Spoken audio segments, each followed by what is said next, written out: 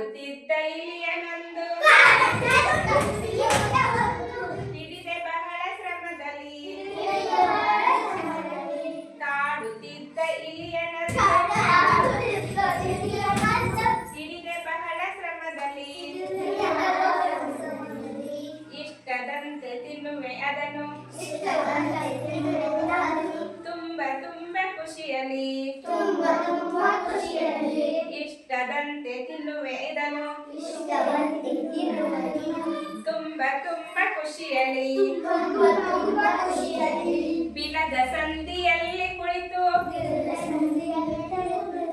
ನನ್ನ ನೋಡುತ್ತಿತ್ತದು ಬಿಲದ ಸಂದಿಯಲ್ಲಿ ಕುಳಿತು ನನ್ನ ನೋಡುತ್ತಿತ್ತದು ನಾನು ಇರದ ವೇಳೆಯಲ್ಲಿ ಬಹಳ ಮೆರೆಯುತ್ತಿತ್ತದು ನಾನು ಇರದ ವೇಳೆಯಲ್ಲಿ ಬಹಳ ಮೆರೆಯುತ್ತಿತ್ತದು